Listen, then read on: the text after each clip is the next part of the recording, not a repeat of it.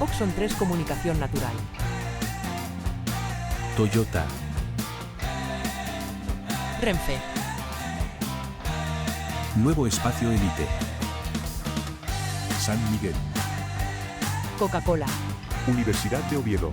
Acción Cultural Española. El Ayuntamiento de Gijón y el Gobierno del Principado de Asturias. Patrocinan la 37ª edición de la Semana Negra.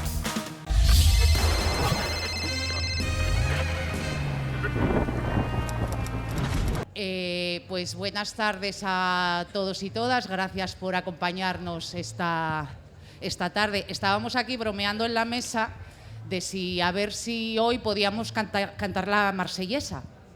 Yo ya la quería cantar cuando desde Francia se blindó el derecho al aborto, a la salud sexual y reproductiva de las mujeres y metieron el derecho al aborto en la Constitución. Yo ya quería empezar todos los actos cantando la marsellesa, me dijeron que no me viniese tan arriba y bueno, quedó la cosa ahí. Pero bueno, a ver si la podemos cantar hoy.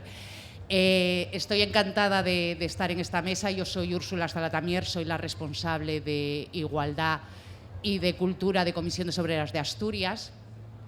Estoy aquí porque me invitan mis compañeros de la Fundación Juan Muñiz Zapico y es un placer, como siempre, participar en la Semana Negra.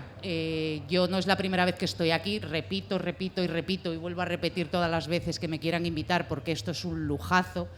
Quienes estáis participando, viendo activamente y venís todos los años a llevar no sé cuantísimos libros para casa, ya sabéis a lo que me refiero. Es un lujazo tener esto en Gijón, una maravilla. Me acompaña Carlos y Joaquín, para mí ya son Carlos y Joaquín.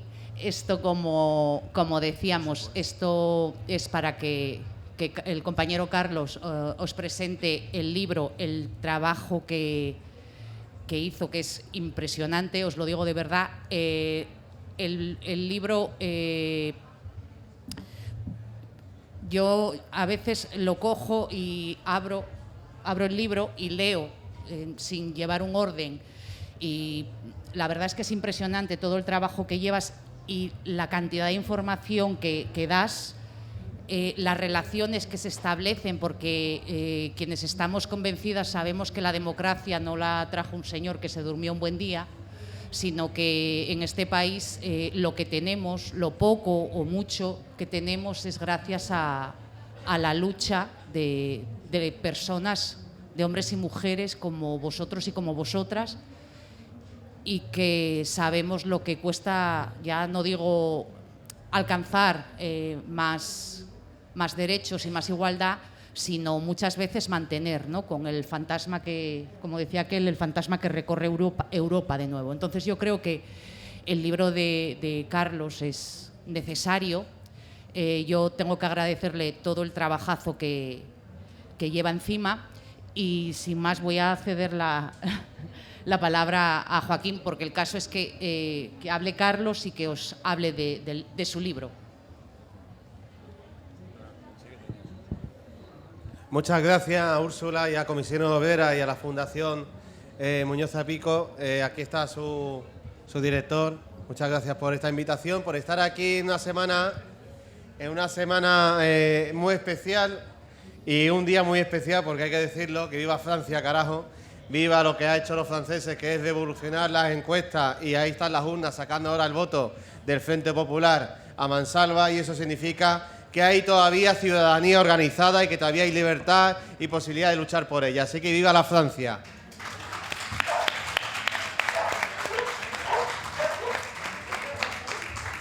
Hay quien dice que de aquellos bardos estos lodos. Mirar, la investigación que ha hecho, voy a ser muy breve, que hizo Carlos Portomeñez sobre la matanza de Atocha no es una investigación exclusivamente de la matanza de Atocha. Si nos analizan la cantidad de crímenes que parecían que venían del cielo, alguna bala, que mataba gente en las manifestaciones, gente torturada, gente asesinada, y toda esa barbaridad de casi 300 y pico, 400 personas datadas que han sido asesinadas durante la transición desde el año 74-75, como los albañiles de Granada, hasta el año 81, como la gente del caso Almería. Todos esos años tan convulsos, hubo una mano negra, hubo no una mano negra como la de entonces, sino una mano negra en el sentido de que había una internacional negra que funcionaba y funcionaba matando y sobre todo quitando los sueños y las esperanzas a pueblos enteros como el pueblo español o como fue el pueblo italiano.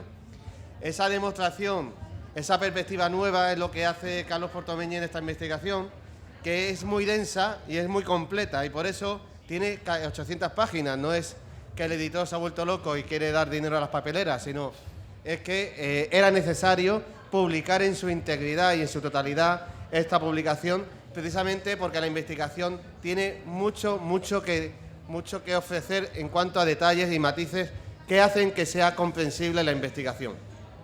Tened en cuenta que este es un trabajo de muchísimos años, lo va a explicar Carlos, y que al fin y al cabo todo cristaliza en una semana negra que ocurrió en enero del 77 en Madrid, con la muerte, el asesinato de Arturo Ruiz, el día siguiente de Mariluz Nájera y después con los abogados de Atocha. Quizá más conocidos los abogados, sí, pero todos igual, todos muertos sobre la mesa que puso la ultraderecha, esa ultraderecha que hoy ha intentado ganar en Francia y que sigue actuando y que sigue peleando por generar espacios de poder y seguir coartando las libertades. En estas circunstancias tan extremas como las que se vivieron en la transición, yo creo que estamos en un momento muy setentero, lo digo muchas veces, no solamente en el contexto político, sino también cultural, de cambio de fase, de cambio de ciclo. Aquí el abordaje que hace Carlos es un abordaje interesantísimo porque ¿qué tiene que ver la OTAN con todo esto? ¿Qué tiene que ver la CIA con todo esto? ¿Qué pasa con la AAA? ¿Dónde están los asesinos? Bueno, pues todo eso es una investigación que cristaliza en estas 800 páginas, no tiene desperdicio, además hicimos una edición con la letra grandecita para que todo el público pudiera leerlo, para que todas aquellas personas pudieran leerlo con total integridad. Y una cuestión importante, y aquí lo voy a dejar bien alto. Carlos Portomegni, gracias a este trabajo, contactó con la familia de Arturo Ruiz y gracias a su trabajo se le pasó al periódico El País donde vivía el asesino de Arturo Ruiz. Gracias a Carlos, es una cuestión detectivesca quizá, estamos en la Semana Negra, pero de la Semana Negra de aquella del 77, gracias a Carlos hemos podido localizar, y se ha localizado al asesino de Arturo Ruiz, que ha vivido plácidamente. Evidentemente, ya sabéis quién le paga los salarios, es decir, lo triste es que siguen las cloacas de este Estado español funcionando y siguen pagándose vitaliciamente a gente que ha asesinado a compañeros, a camaradas, simplemente a ciudadanos de este país, le seguimos pagando la pensión. Es una vergüenza que no se siga investigando, es una vergüenza tanto para la justicia argentina como para la española, que todo esto quede en la prescripción del delito, cuando son de lesa humanidad. Por actualizarlo, podéis ver en El País el asesino Guaza, lo podéis buscar en Google, la investigación, se la dimos todos nosotros, se la dio Carlos, junto con la familia, y es importantísimo que tengamos eso de actualidad, porque la impunidad es lo que hace que la ultraderecha venza. Cuando ellos vencen es cuando convencen y no pueden convencer, ni van a vencer, ni en Francia ni en España. Así que muchas gracias.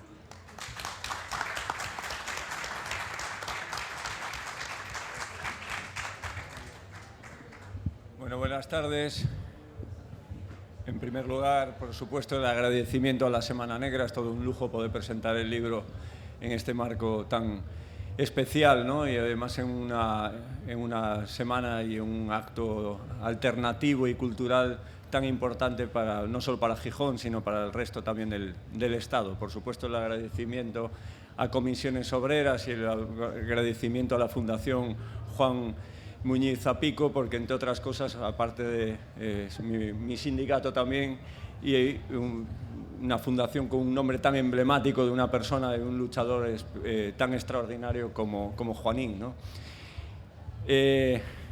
Yo también tengo que hacer una referencia al tema de Francia y de la Marsellesa. Todavía son sondeos a pie de urna, ¿no? Pero me venía a mí a la cabeza lo de la Marsellesa y me venía a la cabeza también cuando fue proclamada la Segunda República, porque todavía el himno de Riego no era oficial y la Marsellesa sonaba por todos los lugares de España como el himno republicano por excelencia, ¿no? A ver si un día también podemos tocar la Marsellesa y celebrar el advenimiento de la Tercera República, que tiene mucho que ver con lo que nos une, los reúne aquí hoy esta tarde, ¿no?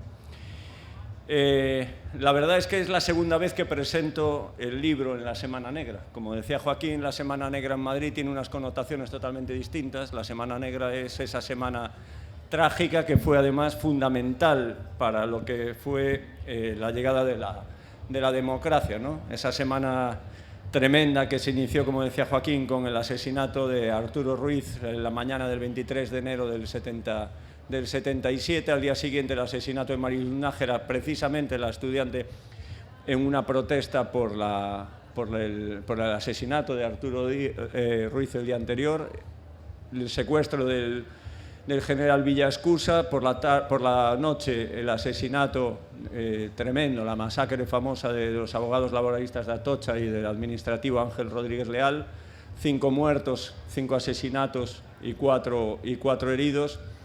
Y esa misma semana, aunque se habla mucho menos, también se produjo el asesinato de dos policías armados y de un guardia civil en 2 entidades bancarias de Madrid, casualmente asesinados por los que teóricamente tenían custodiado al propio Villaescusa y a Oriol, ¿no?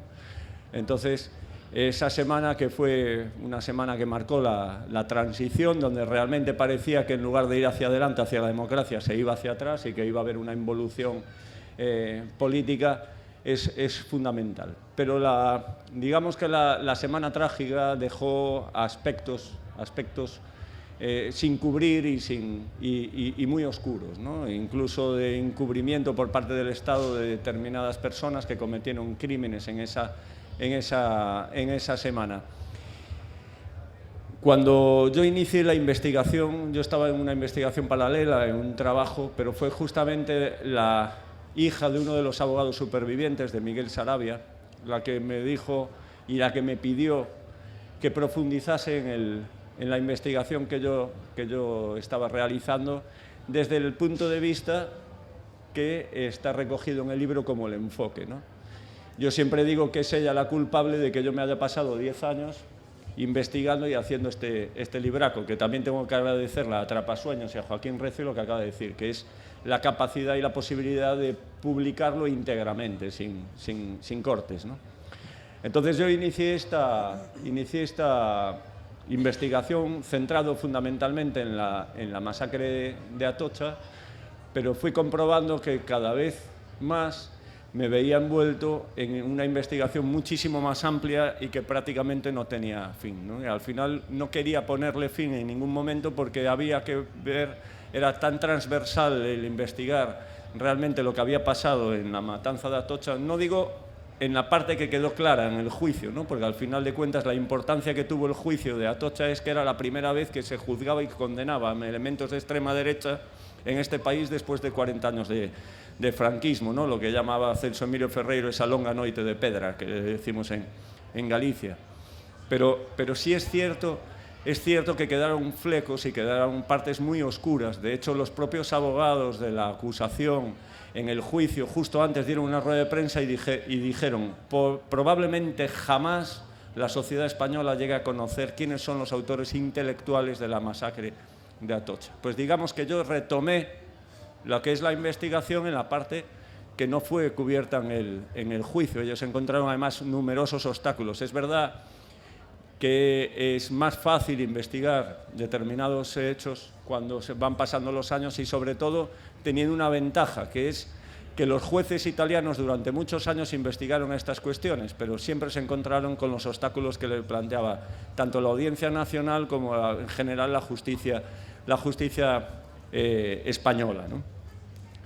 Yo creo que la parte que más coincide con la Semana Negra de Gijón es que yo tomé, digamos, me dividí en 4 partes, ¿no?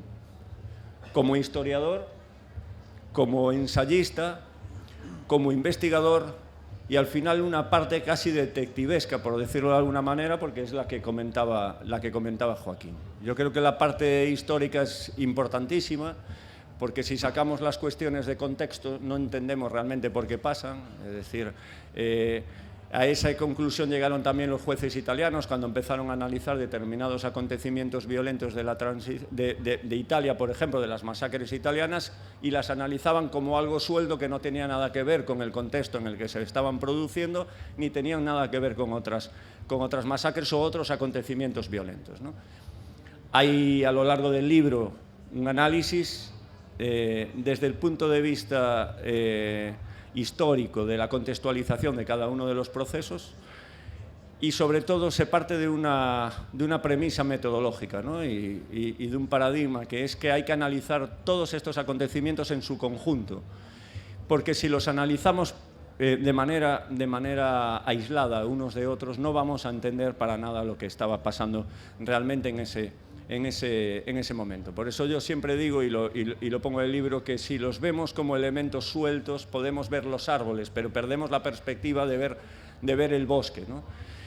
Realmente aquí están tratados el tema de la romería de Montejurra, donde se produjeron 2 asesinatos.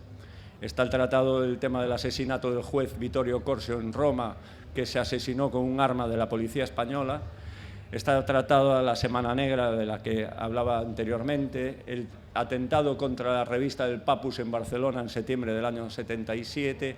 Está tratado la logia Propaganda Due y todo lo que significaba, la Operación Gladio, como dice Joaquín, la Operación Cóndor de América Latina, porque en realidad estas cuestiones que parecen tan separadas unas de las otras tenían unos elementos en común.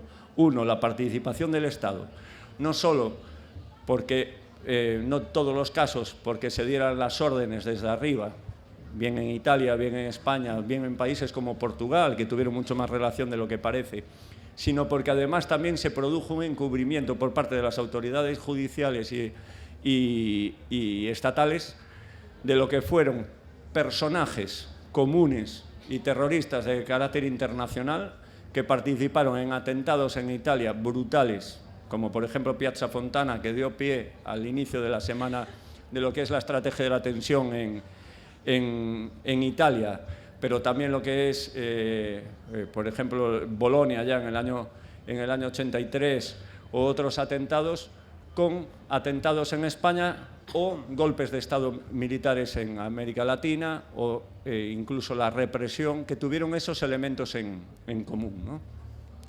Por lo tanto, es un libro de historia, pero es un libro también de ensayo. Y de ensayo porque yo lo que hago es seguir una corriente que afortunadamente ha surgido en este país, historiográfica y política también, ¿no? Que es la de impugnar la transición tal cual nos la vendieron.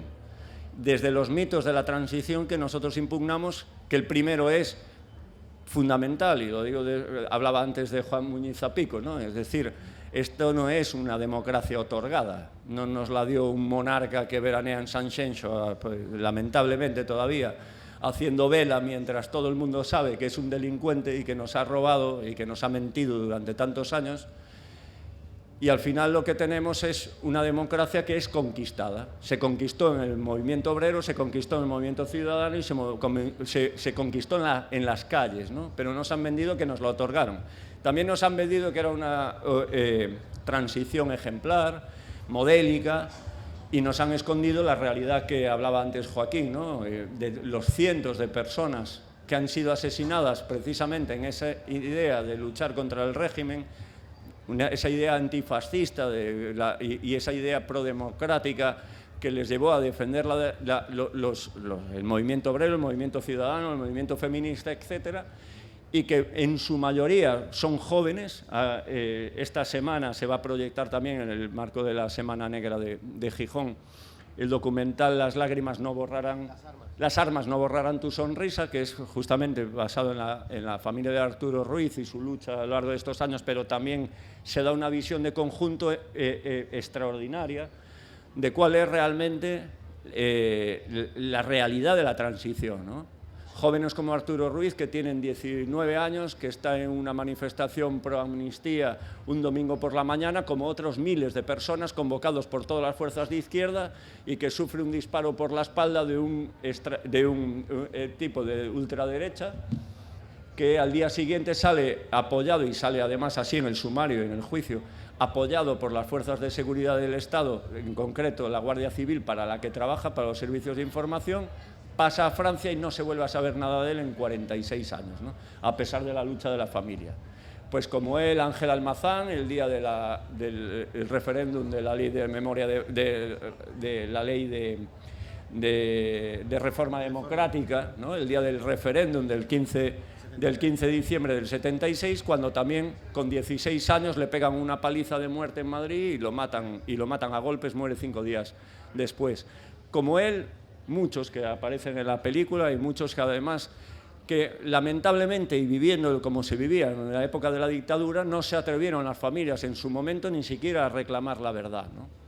El tema de la familia de Arturo Ruiz, por ejemplo, es un caso de extraordinario dolor y dramatismo dentro de una familia que tuvo que además enterarse por el telediario cuando están poniendo la mesa en el domingo, que ni siquiera les llamaron para decir que había muerto, pero es que no le dejaron ver el cadáver más que a su padre, los llevaron, eran 8 hermanos, cada uno iba en un coche de policía con un policía armado del franquismo y no les permitieron hacer un entierro ni siquiera público en el donde podía ser homenajeado.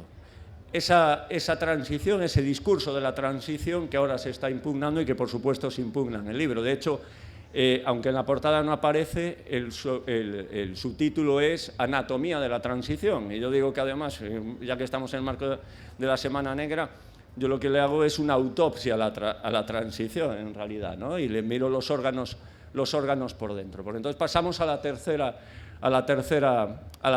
parte, ¿no? Que es la de la investigación. A mí me llevó 10 años investigar todo esto y no he parado todavía. O sea, es decir, yo sigo recopilando información, sigo manejando información y afortunadamente además sigo trayéndola a la práctica porque colaboro y nos está sirviendo el libro también y mucha de la documentación que utilizamos para seguir R intentando llevar a la Audiencia Nacional y a la justicia española a actuar. Y hemos tenido que ir a recopilar, a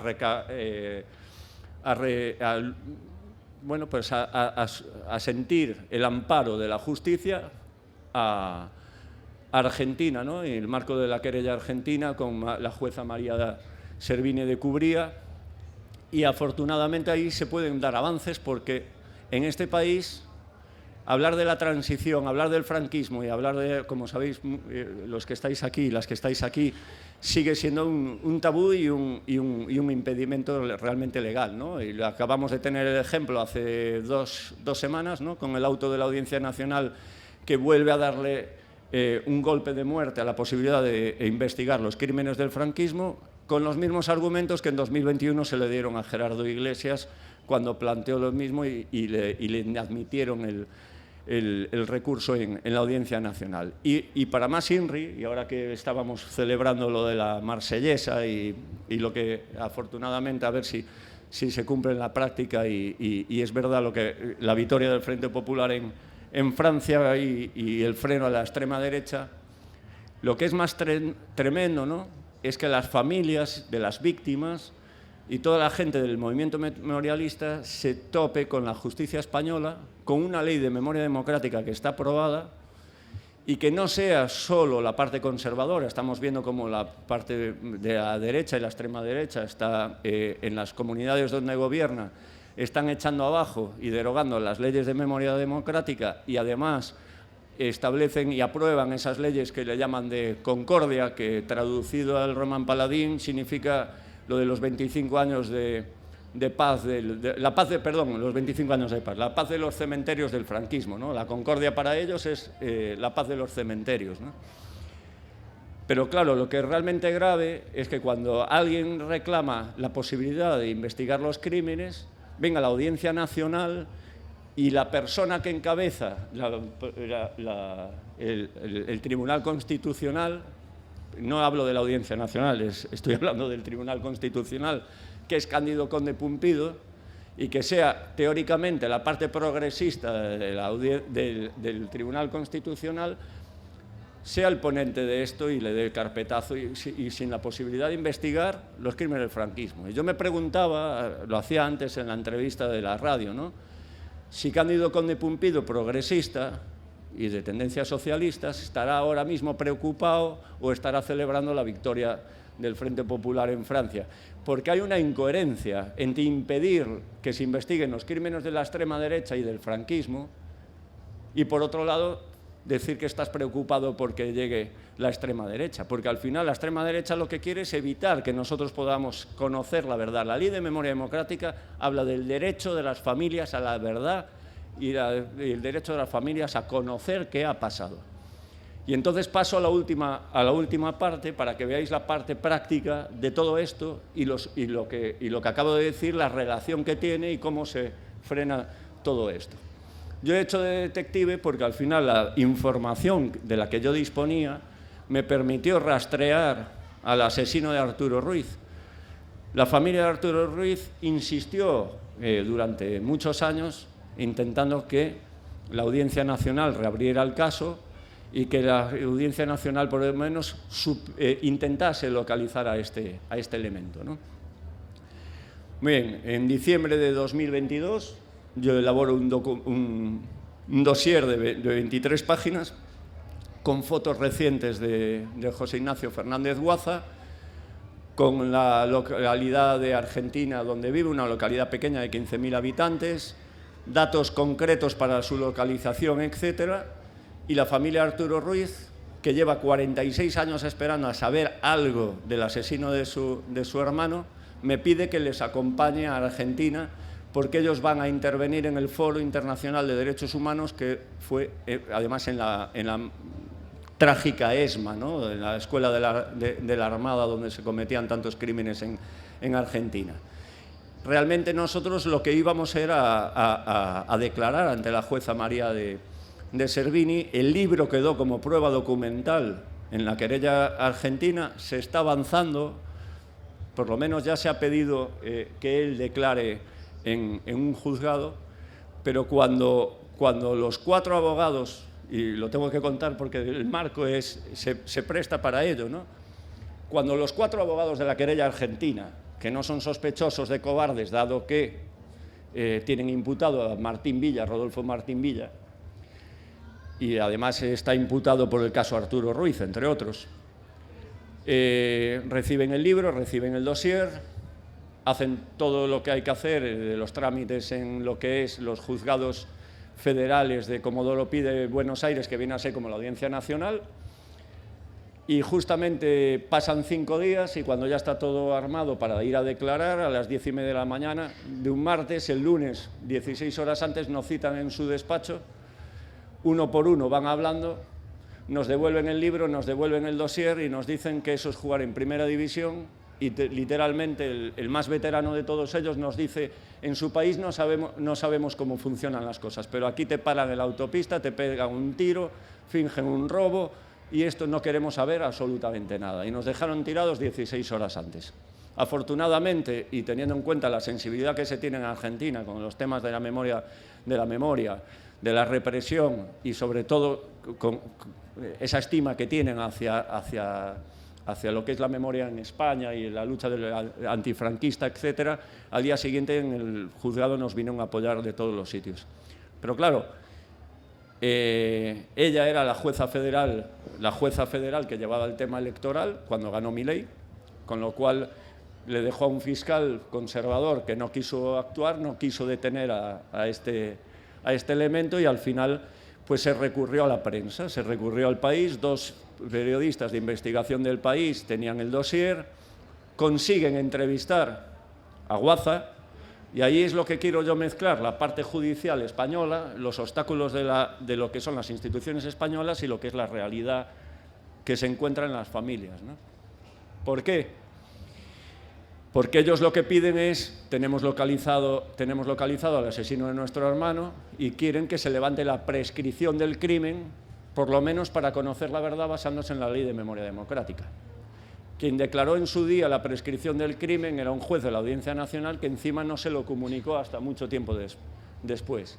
Bueno, se emite un auto por parte de la Audiencia Nacional. Hay 3 ponentes, 2 conservadores que lo zanjan en 2 párrafos. Esto está prescrito y además está amparado por la ley de amnistía, exactamente igual que en el caso de hace 15 días o en el caso de Gerardo Iglesias. Excepto, y eso es importante, el voto particular de uno de los magistrados, el magistrado de Prada, que reconoce que es un crimen de lesa humanidad, que hay motivos suficientes como para darle adelante y que además se tenía que haber remitido a la a la Fiscalía de Memoria Democrática Dolores Delgado. Lo cierto, y cuento esto porque es muy importante, porque ellos dicen que no existe ni la más mínima prueba de que el asesino Arturo Ruiz trabajase para el Estado franquista. Y una semana después, exactamente una semana después, El País en portada abre con el tema de la localización del asesino, 2 páginas enteras, ¿y qué dice Fernández Guaza? Que no se arrepiente absolutamente de nada, que le metió un tiro por la espalda porque se sintió amenazado por Arturo Ruiz, que lleva 46 años viviendo en Argentina con una identidad falsa que le facilitó el Ministerio de Interior, que contó con el apoyo de la Interpol, que tenían un grupo de 15 civiles que cometían atentados, hacían labores de información de las fuerzas de izquierda, pero cometían atentados contra ETA en la Guerra Sucia en el País Vasco y en el sur de Francia, y que trabajaban para el Estado directamente. Una semana después de que la Audiencia Nacional dijera que no había ninguna prueba, él sale en la prensa. Por eso, esos son los obstáculos que se están encontrando la familia, los movimientos memorialistas, etcétera, ¿no? Y eso es lo que yo quería transmitir. Creo que he cumplido el tiempo y la parte fundamental de lo que quería contaros, ¿no?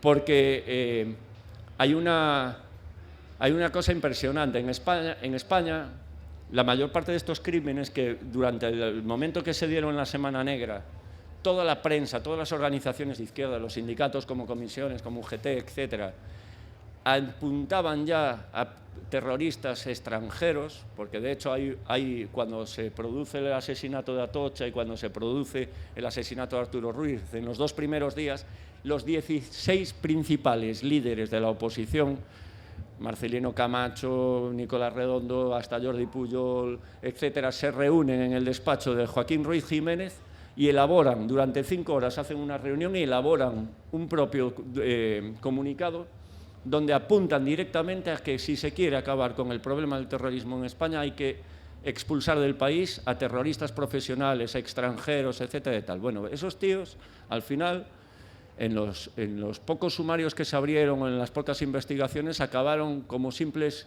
elementos de guerrilleros de Cristo Rey que estaban refugiados en España. Para nada, para nada. Si una cosa tiene valor el libro, fundamentalmente, es porque en este país es importantísimo hablar de las víctimas, pero no se habla nunca de los victimarios. Billy el Niño se dedicó a torturar y a hacer todas sus fechorías, pero realmente no salió a la luz pública de forma abierta hasta que prácticamente antes de la pandemia, que después murió de coronavirus, la jueza María de Servini levantó la perdiz sobre un elemento como este, ¿no? Pero es que Billy el Niño lo sabía en Gijón, lo sabía en Coruña, lo sabía en Madrid, lo sabía en Málaga y lo sabía en toda España. De lo que estamos hablando de estos elementos, y los guerrilleros de Cristo Rey igual, pero el guerrillero de Cristo Rey del pelo engominado, de familia pija de Gijón, que en las manifestaciones pegaba porrazos, no es a la gente que yo le hice la biografía aquí.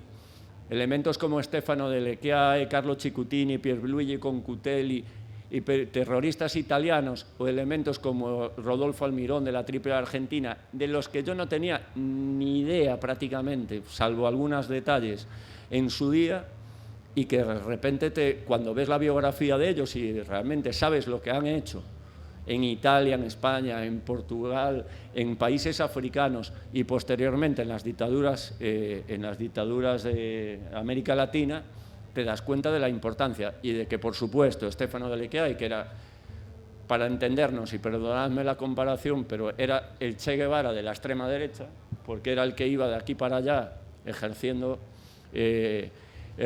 de jefe de lo que era la extrema derecha a nivel internacional. Stefano de Lecchiae no recibía órdenes ni se relacionaba con personajes de poca monta, ¿no? Él se relacionaba con Carrero Blanco cuando estaba aquí en España, etcétera, se relacionaba con Pinochet y con Manuel Contreras de la DINA a nivel chileno, etcétera, y toda esa gente, cuando ves la biografía y cuando tú te das cuenta de que un señor que está presente cuando matan a Arturo Ruiz y que, porque dice, te preguntas, ¿por qué en un caso de un estudiante de 19 años se ponen tantos obstáculos para investigar la verdad, etcétera? Si al final de cuentas es un asesinato, ¿no? Podría abrirse la mano para poder investigar eso. Bueno, claro, cuando ves el sumario y cuando te das cuenta, y denunciado por la prensa en aquel momento, de que este señor, Estefano de Queda, estaba presente cuando le meten un tiro a un chaval de 19 años, de que en Montejurra, cuando matan a los dos, quien ejercía de jefe sobre el terreno era este señor, que cuando salió fotografiado en Italia fue un escándalo absoluto, porque llevaban desde el año 69, y eso fue en el 76, 7 años intentando saber el paradero de uno de los principales responsables del atentado de Piazza Fontana, etc.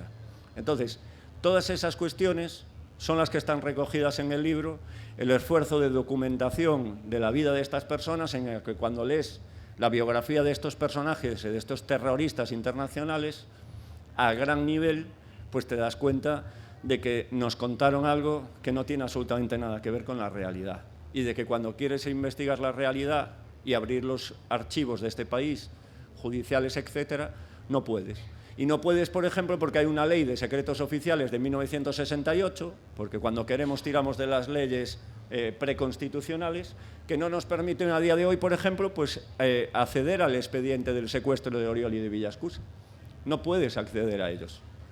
Entonces, yo digo del sumario de Atocha, que cuando tú tienes el crimen, el acontecimiento violento más importante de la transición, que marca un punto de inflexión y que realmente siempre se dice oficialmente que es el que da pie a la democracia, el sumario de Atocha, en lugar de estar haber tantos obstáculos para acceder a él, que realmente no se puede acceder y solo puedes acceder porque Moedano o los abogados en su día lo tienen y lo poseen y lo puedes consultar, tenía que estar. No solo, no tenía que haber un impedimento, es que tenía que ser público, incluso en Internet.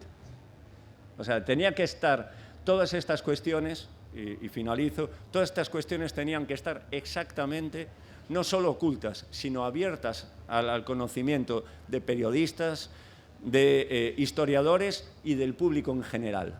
Porque tengo que decir que yo, para documentar este libro, he entrado en documentos desclasificados de la CIA que están a nivel de Internet, hasta te dan incluso un poco de reparo entrar en determinados archivos, y lo puedes hacer sin ningún tipo de problema, ¿no? Por eso es lo que nosotros reclamamos siempre desde las asociaciones de memoria y desde las familias de las víctimas y de todo eso que suena ya tan repetido de verdad, memoria y reparación, ¿no? Verdad, justicia y reparación, pero que es lo que realmente reclamamos, y que podamos cantar la Marsellesa también. No solo porque nos solidarizamos con Francia, sino porque nos cuenten la verdad del papel que jugó lo que realmente podemos llamar transición a la democracia, o lo que podemos entender como restauración de la monarquía en este país, que a lo mejor nos da muchas pistas por dónde fuimos realmente y de por dónde no deberíamos haber ido, ¿no? Muchas gracias.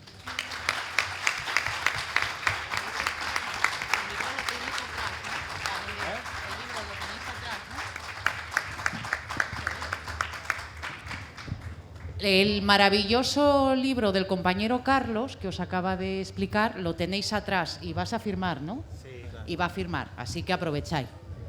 Y gracias. Oxon 3 Comunicación Natural. Toyota. Renfe. Nuevo Espacio Elite. San Miguel.